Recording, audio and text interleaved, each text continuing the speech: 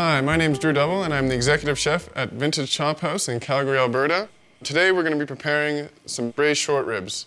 We're using some chuck flat, which is similar to a short rib. It's part of the cross rib, but it's actually boneless. You can find a chuck flat basically anywhere, in one of your local supermarkets. Ask your butcher.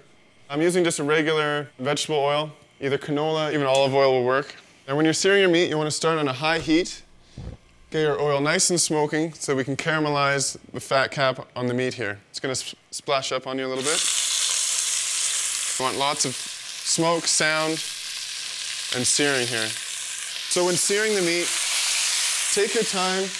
Caramelization of the meat is probably the most important part. So while we're letting that brown, I'm going to move on to getting my vegetables ready to go here.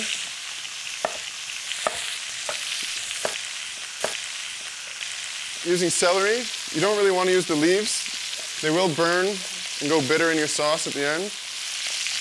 Let me just give these guys a flip. This here is the color that you're looking for. When you hear that noise, you know you're doing the right thing. I'm not going to bother chopping the garlic, just crushing it with my knife. Releases all the flavor, but without the chop. Also going to be using some fresh herbs today. Today I've got rosemary and fresh thyme.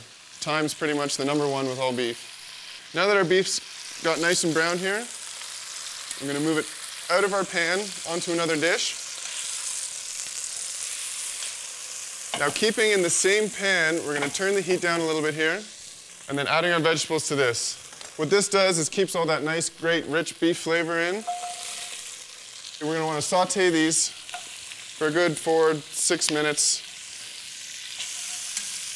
As your vegetables start to cook, you'll notice your onions start going translucent. That's called sweating the vegetables. That means you know your flavor is being released from the vegetable into your pan and then into your sauce. We're going to place our meat back into the pan on top of our vegetables. Braising is actually a moist heat method, meaning it's basically steam and liquid which are breaking down your meat fibers to make it tender.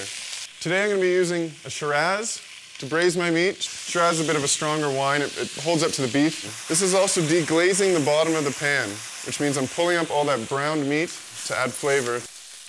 I've got a Dutch oven here today.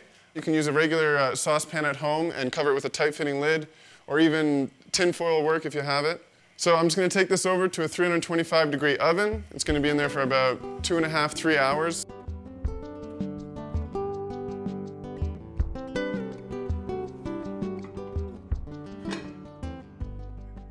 It looks like we've got some beautiful, beautiful rich sauce in the bottom here.